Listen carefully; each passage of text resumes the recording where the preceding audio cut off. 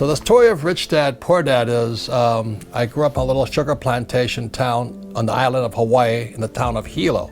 And so I'm sitting in this class full of rich kids and I'm going, ¿Qué pasa? When are we gonna learn about money? And the teacher was kind of like church lady, you know, she goes, the love of money is the root of all evil. And I said, well, it may be evil to you, but I'd like to have some. So I go home to my poor dad and I said, hey, Dad, why don't we learn about money at school? He says, I can only teach what the government allows me to teach, and the government does not allow me to teach the subject of money. So finally, he suggested I go talk to my best friend's father about money. So I asked my poor dad, I said, what's the difference between an entrepreneur and an employee? He says, entrepreneurs must know about money. What separated my rich dad and my poor dad was just 2 pieces of paper. So my poor dad's side, the most important piece of paper in his life was his diploma. That to him was everything. Whereas my rich dad, his pieces of paper were different. Rich Dad's pieces of paper was called a financial statement. And so when people say, what was Rich Dad, Poor Dad about? It's very simply a book on accounting, and especially the financial statement. And in the real world, there's 3 different types of financial statement. This is income and expense, asset, liability. Income expense is called a P&L, and the asset liability is called a balance sheet. And there's one more, it's a statement of cash flow. So that was the biggest difference in minds between my poor dad, an employee, and my rich dad, an entrepreneur. So here to explain why financial statements are important.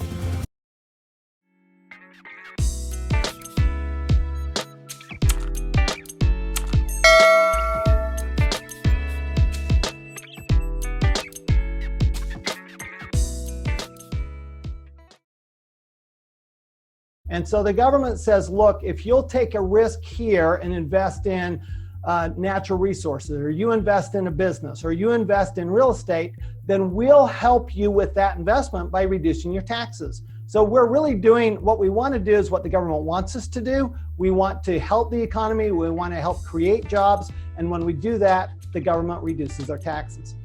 The way we use it as incentives, it's the same all over the world. So every country, developed country, has similar tax laws and gives similar incentives. Okay, anything you want to say about that, or?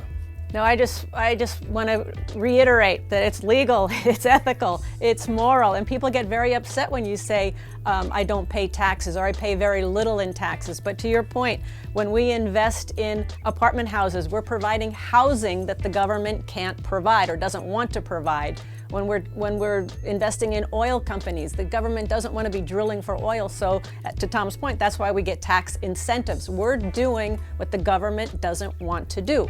And we're employers, not employees. And you're going to find out that the people that pay the highest taxes are employees.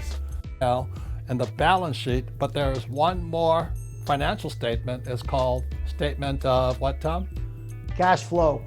And that's probably the most important one. So literacy, financial literacy, starts with you got to know income statement, balance sheet, statement of cash flow. So there's 3 different financial statements. Any comments on that, Tom?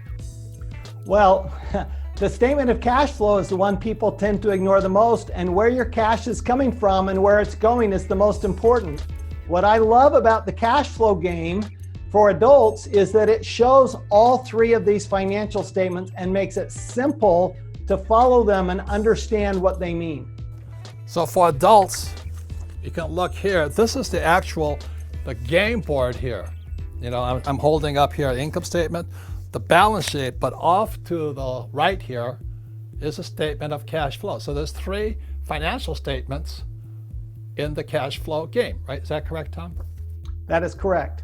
And how does a statement of cash flow empower the income statement and balance sheet? So basically what the statement of cash flow does is it actually tells you what's happening to your cash. Where did it come from and where did it go? Did it come from the income statement or did it come from the balance sheet?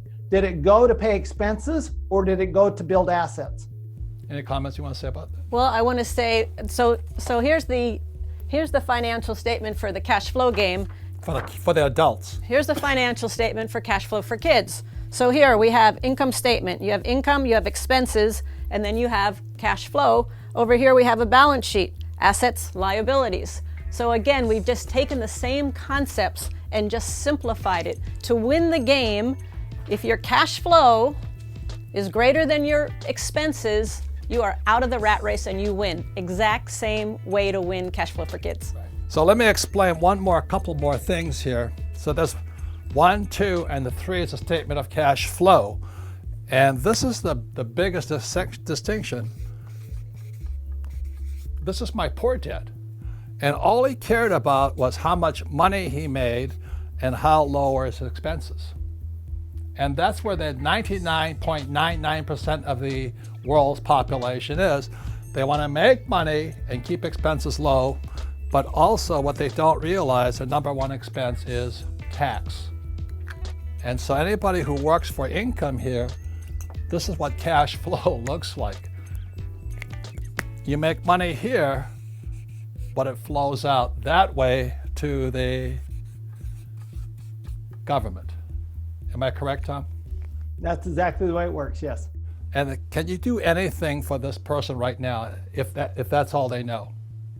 Very, very little. The government does not incentivize individuals. Correct. Now, what my rich dad taught me, and this is the difference here, he didn't want me to get a job. And the reason he didn't want me to get a job is because I'd pay taxes. So instead, my rich dad taught me to focus on assets here. So there's 4 basic assets. There's businesses, there's real estate, there's paper, which is stocks, bonds, mutual funds, and ETFs, and commodities, gold, silver, oil, water, things like this. So one of the differences for me is that I just focused here. When I left, when I grew up, I focused on assets. Is that what the rich do, Tom? That's exactly what the rich do, yes. And our schools teach people to focus on job security, right? That's true. So Kim, when you and I met, we met in '84, and I told your father I didn't have a job. I told your mother I didn't have a job because I'm an entrepreneur. Yes. What did they say? They got a little bit nervous. They got very nervous. And they were even more nervous when I called them a couple months later and said, hey, guess what? I just quit my job and we're going to go start this business. And I'm all excited. I'm telling them all about it. And all I hear is my dad said, you quit your job? Because that was the mindset that he grew up with as a kid, and that's the mindset that he lived as an adult. You have a job, you work your way up the corporate ladder. I didn't want that. I wanted freedom. I wanted my freedom. So when I met her, she was building a network marketing business. I was. Because I wanted to, well, it taught me, number one, it gave me the freedom.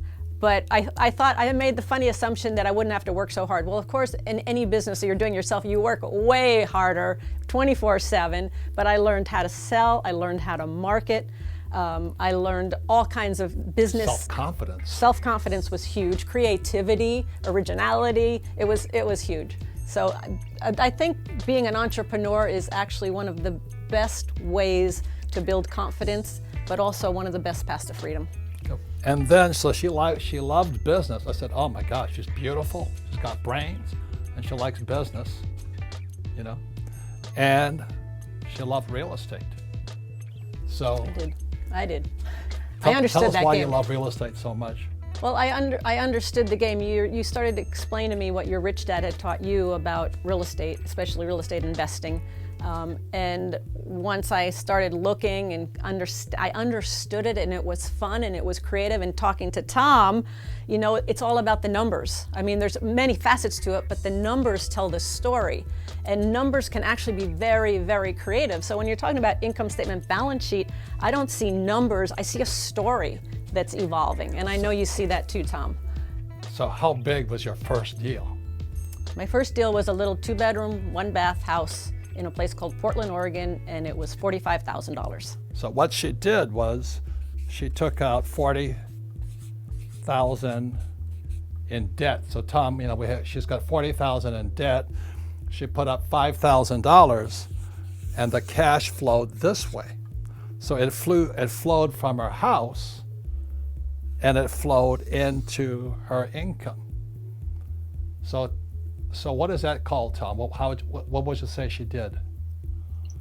Well, she created cash flow by turning her asset of cash into an asset of real estate, and now she gets perpetual cash flow every single month. Right, but the $40,000 in debt is a liability, right?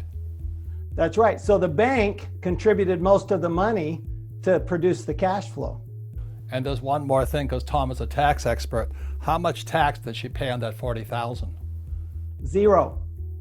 And you see, the reason the middle class, like my dad, and most people get in trouble is they use liability, let's say their house or credit card debt, and the cash flows this way, out the expense column. So they have a mortgage, and the cash flows out, and that goes to the bank. And what Kim does, she just took the government's $40,000, used it to acquire an asset, and it put $25 a month. $25 a month. Now the question is, Tom, how much tax does she pay on that $25? 0. Now you're understanding capitalism. So this is how Kim started. She started small. Mine was $18,000. I put nothing down on it and made $25.